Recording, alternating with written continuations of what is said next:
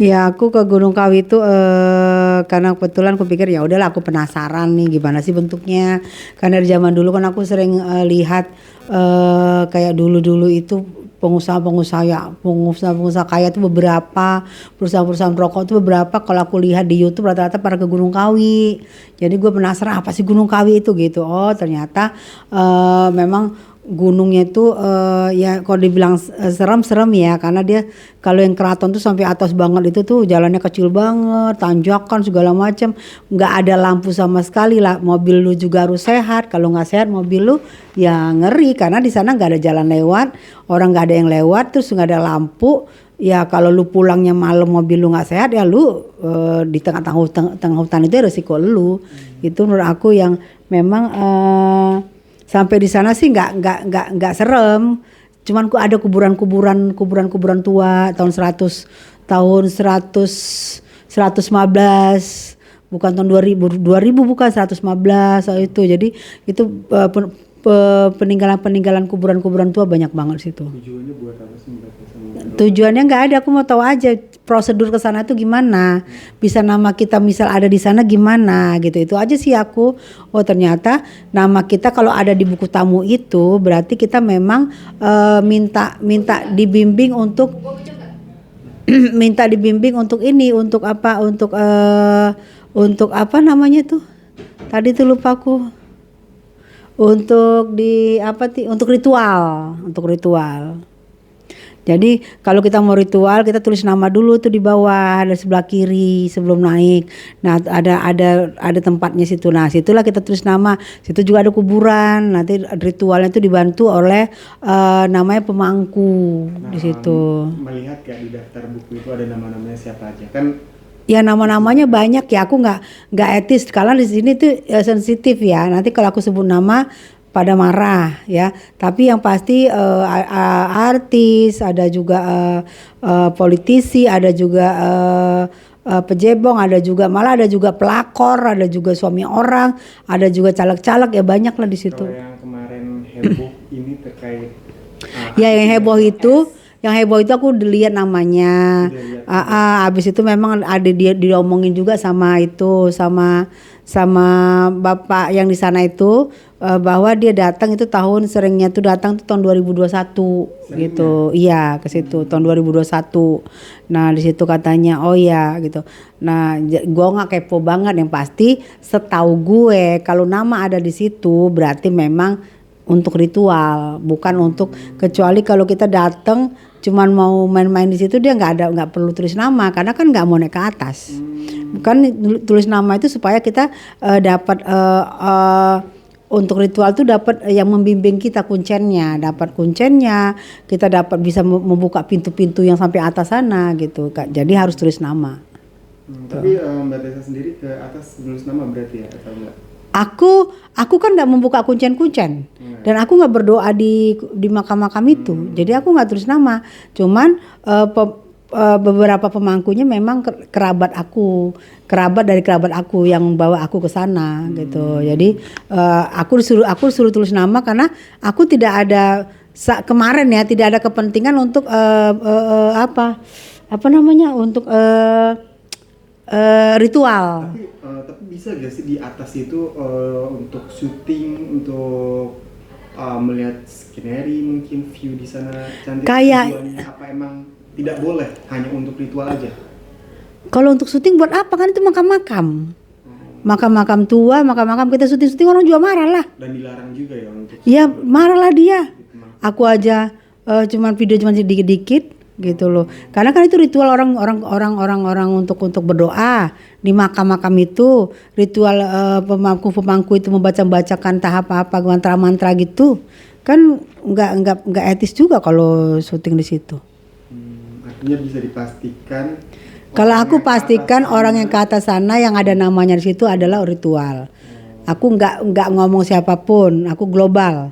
Karena mereka ngomong begitu, kalau mau ritual tuh namanya tulis di bawah gitu. Masih sama S dan RO. Mbak Tessa kan juga kenal RO ya dari kapan? Dari 2003 2004 berteman nama RO, tetanggaan kami di Tebet. Mungkin gimana sih RO orangnya? Orangnya baik, orangnya lembut, orangnya memang apa ya, memang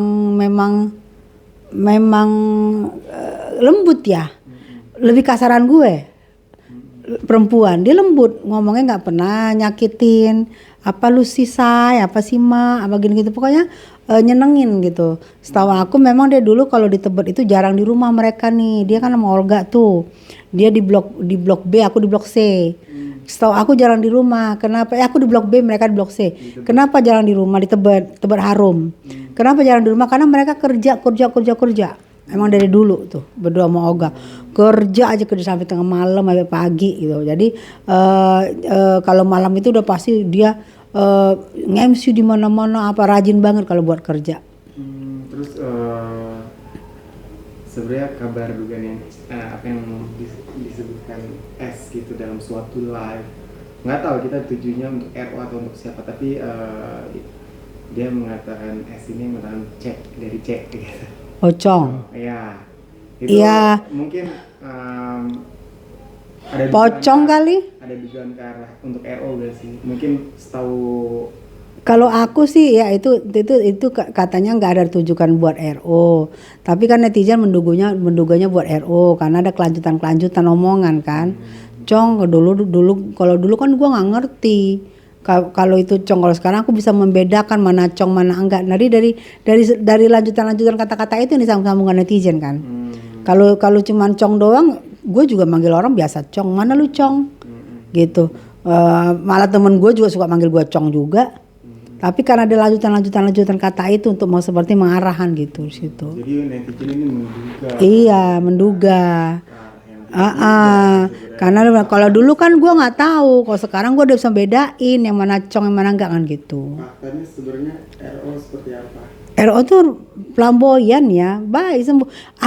Aku berteman sama dia lama dari 2003 2004. Tidak pernah gue melihat dia maaf, tidak pernah gue melihat dia pacaran sama cowok, nggak pernah.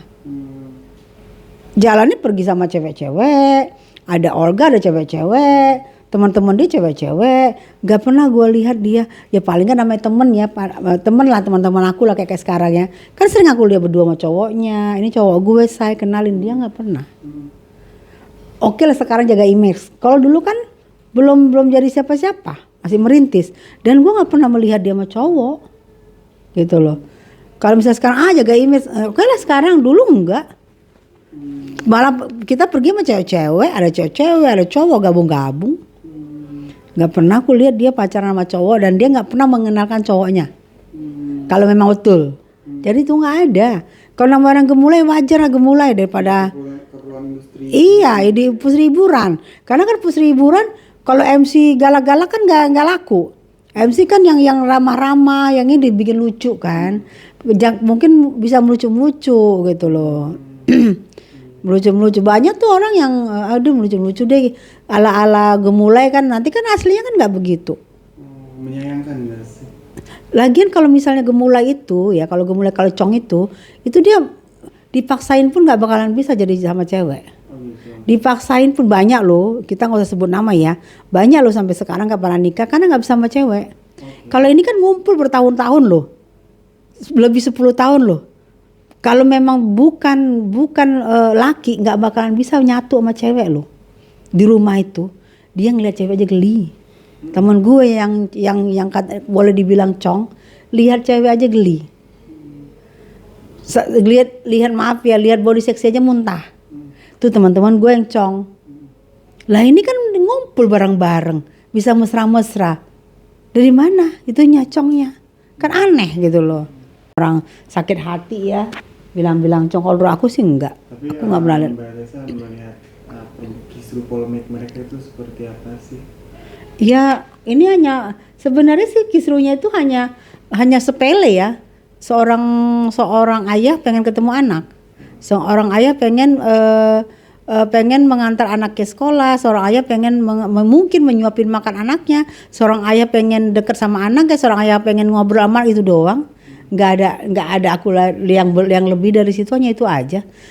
Hak seorang ayah atau hak seorang, tidak ada mantan ayah loh ya, seorang mantan suami yang pengen merasakan bisa memeluk anaknya, bisa juga berbuat baik kepada anaknya.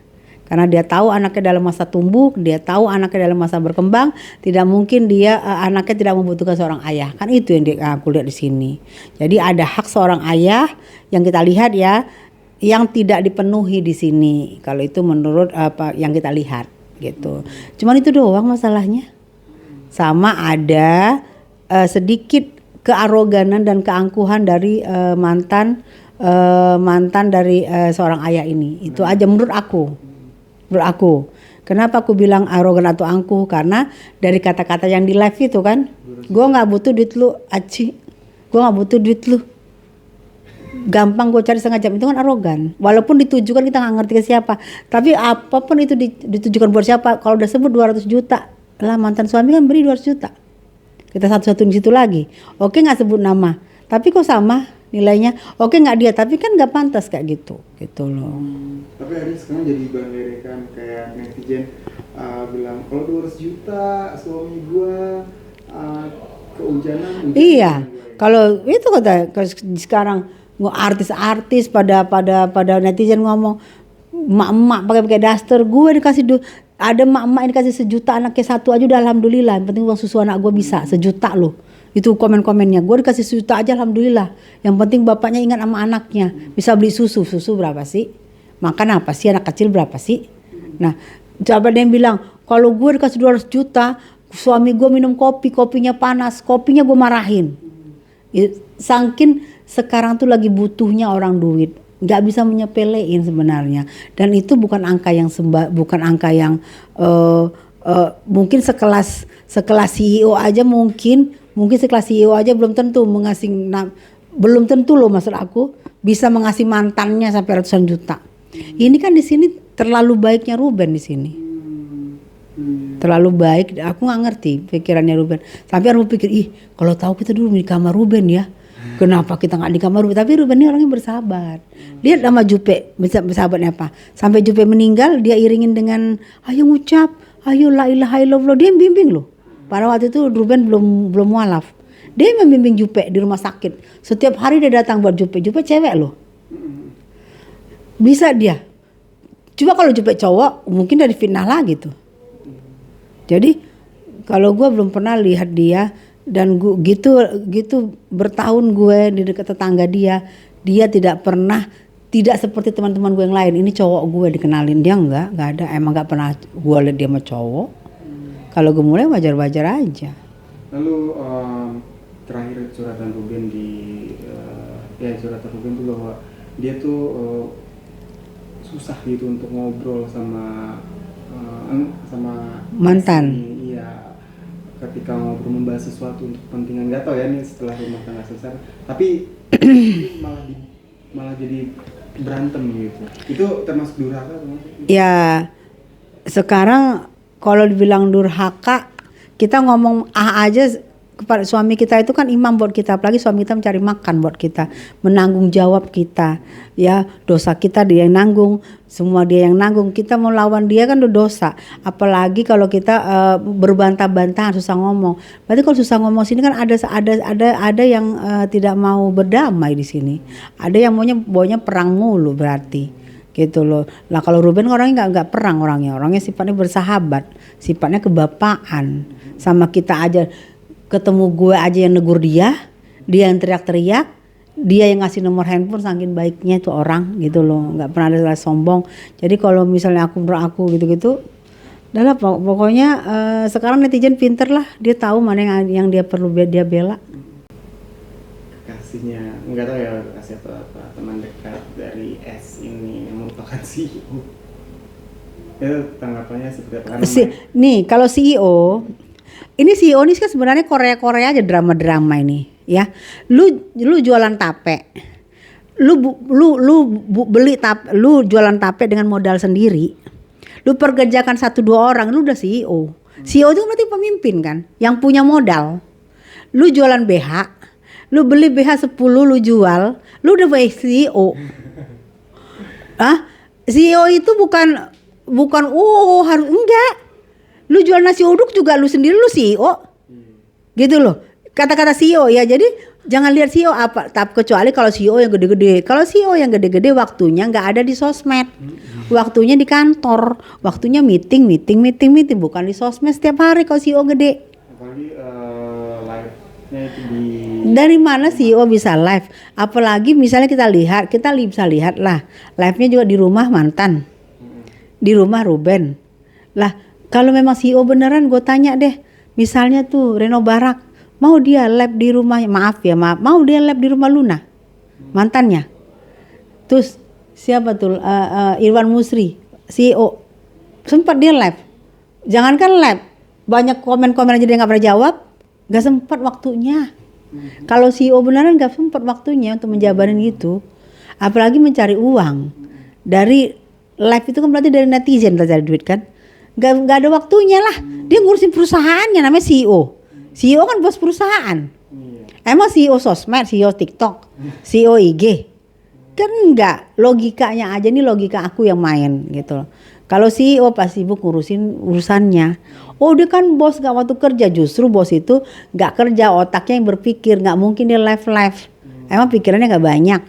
Kalau kerja itu kan kayak kita kuli, kalau dia kan gak pernah kuli, bukan kuli CEO. Tapi kan otaknya bekerja, gak sempat dia live, gak ada waktu-waktu live buat dia. Kalau CEO menurut gue, tapi gue nggak tahu ya kalau CEO menurut kalian atau CEO teman kalian, terserah, aku nggak tahu. Ini kan logikanya. harusnya kalau apakah ada Sekarang gini deh, gue bukan CEO, sempat nggak gue live? Nggak pernah gue live, nggak sempat, sibuk ya? gitu loh. Nggak sempat live karena live itu kan menyediakan waktu. Kita nggak bergerak satu hari kita duduk. Kalau kita punya kerjaan di luar banyak, gue bukan CEO. Cuman istri dari suami gue, tapi gue nggak sempat live, pengen banget live, nggak sempat karena nggak ada yang gue harapkan dari live. Kecuali kalau gue cari makan, gue nggak bisa makan lagi di luar sana, gue live itu baru, itu loh, baru gue live. Karena kalau nggak live gue nggak makan, kalau nggak live gue nggak dapat gini. Gue jabarin udah live. Tapi kalau di luar sana masih banyak gue bisa cari makan, ngapain live? Apalagi live di rumah mantan terus Di rumah mantan emang enak. kenapa nggak dibeli rumahnya? Iya, apalagi kan itu satu kota gitu. Beli aja atau sewa lah. Oke lah, misalnya mau beli yang gede, sewa aja di luar sana. Gak usah di rumah mantan suami orang, kan malu. Kan katanya CEO. Apalagi satu kota kan. Kan CEO uangnya banyak, kontrak lah di situ. Kontrak studio aja. Gitu loh. Kan sekarang kan malu. Kayak misalnya di posting ini rumah gue, kan malu. Gitu loh, harusnya perlunya empati dan adab. Imbasnya terhadap anak. Dari situ ya pasti kasihan anak lah.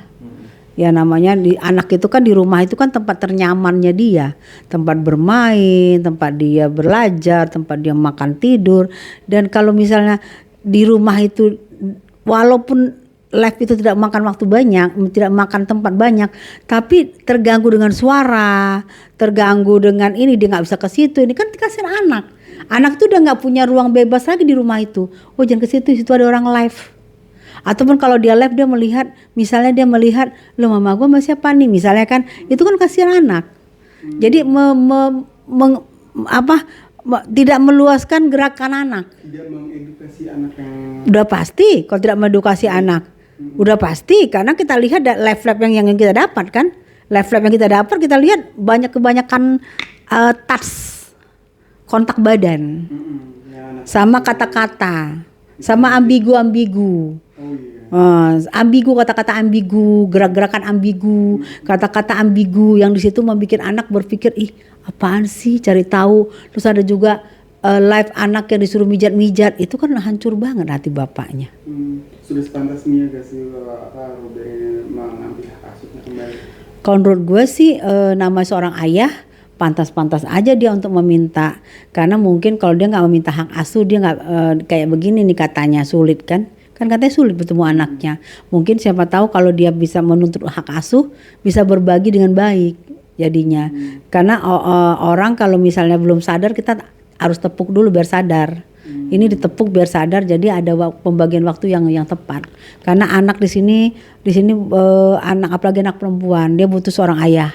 dia butuh figur ayah, apalagi anak menjelang dewasa, dia pasti akan dekat sekali dengan ayahnya, karena anak perempuan itu yang dimanapun anak perempuan akan dekat dengan ayah, ayah kandung. Karena ayah kandung ini yang biasanya ayah kandung ini yang tidak ada modus gitu loh. Mungkin Ya. lembaga-lembaga anak ya seperti LPAI, KPAI, Komnas Anak itu harus turun sih ke. Kalau menurut gue sih ini kan udah berita udah viral. Apalagi nanti udah pengadilan, menurut gue sih udah harus turun tangan lah, karena ini untuk anak. Supaya anak kasihan jejak digital dari anak. Kasihan juga nanti anak pikirannya terbebani, pikirannya udah macam-macam segala macam dengan yang dia lihat. Apalagi anak ada live. Ada kan jejak digital anaknya live, itu kan gak boleh anak berumur live. Dia ngebaca omongan-omongan orang itu kan kasihan. Ini kasihan. Ya aku seorang ibu udah pasti mengecam. Itu anak di bawah umur loh.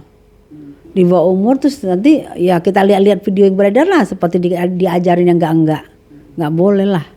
Tambahan imbasnya mungkin kita lihat kan sebelumnya ini di bio Instagramnya S ini tuh banyak BA gitu kan, brand sekarang nggak ada. Mungkin itu akibat apa sih? Mungkin akibatku. Iya, jika misalnya jika BA selama ini, jika brand ambassador selama ini misalnya kabur nggak mau, ya itu ya jangan salahkan brand ambassadornya, karena kita yang nggak bisa menjaga sikap.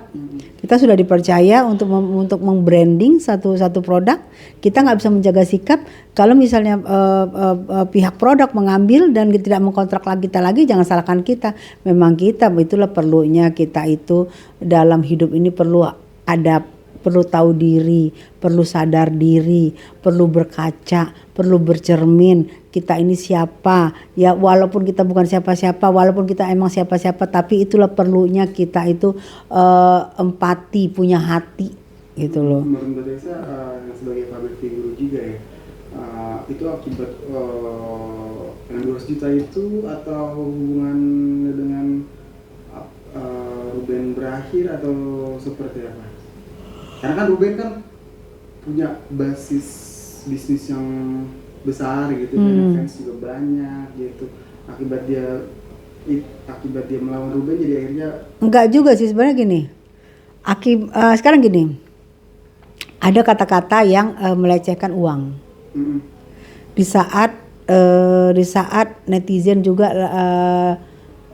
lagi banyak yang butuh uang. dolar naik. Iya. Dolar naik, memang keadaan kan. Nah di saat juga orang lagi butuh uang, lu nyepelekan uang, gampang buat gue 200 juta, apa sih 200 juta? Gampang buat gue, setengah jam juga gue bisa ganti. Itu yang membakar netizen. Jadi kasihan netizen yang di pelosok-pelosok sana yang gak bisa live, berpikir, wih enak banget dia, emang dia siapa? 200 juta dalam setengah jam. Itu yang membuat netizen terbakar.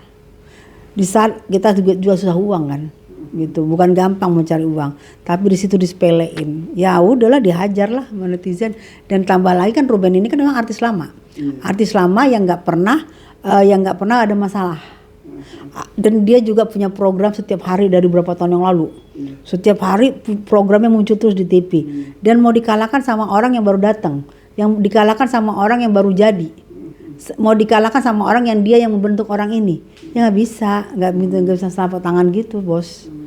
Tetap juga yang namanya senior, apalagi tidak pernah masalah, tetap juga pasti akan diperhatikan, apalagi ini senior juga nggak sembarang senior gitu loh. Terus ada artis baru yang coba-coba menendang dia, wah gampang, ini gue banyak follower, gue banyak, nggak bisa sayang, akar rumput yang bergerak ujung-ujungnya. Jadi dari bawah tuh burak semua bela Ruben, karena mereka lihat selama ini Ruben. Masih ingat kita betapa dia sama Olga sampai dia nangis-nangis sayangnya. Cara Olga kan banyak fansnya, otomatis fans Olga lari ke Ruben. Masih ingat kita Jupe yang diiringin setiap hari ke rumah sakit, sampai nggak kerja hanya untuk menemani Jupe. Fansnya Jupe lari ke Ruben. Jadi kebaikan yang dia tanam tanpa dia sadarin itu yang sekarang berbalik ke dia. Kebutuhan. Iya. Terima kasih. Iya.